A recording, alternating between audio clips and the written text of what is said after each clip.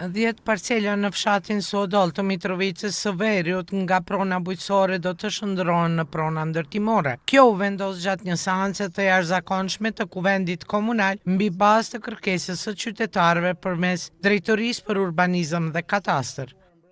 Po s'është veç qaj rasti, sepse na I kemi dhënë edhe ma përpara si kuvend, por I kemi edhe do kërkesa, cilat po vinë nga qytetarë dhe sigurisht do t'i morën përsipër edhe që ato kërkesat kur t'i kryjnë obligimin Drejtoria për Urbanizëm dhe Katastër.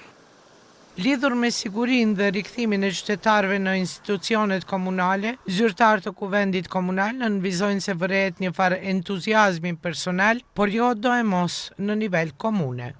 Sigurisht që është një lloj eufori individuale të qita njerëzit që faktikisht po kthehen në institucionet si komunë për shembull, por eufori tjera të komunitetit s'ka.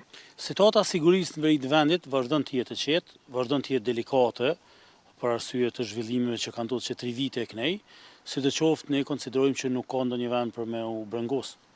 Për shndrimin e pronës bujqësore në pronë ndërtimore aktualisht në procedurë janë edhe 4 kërkesa për të cilat Kuvendi nuk mund të marrë vendim derisa të përfundojnë procedurat administrative në Drejtorinë për Urbanizëm dhe Katastër.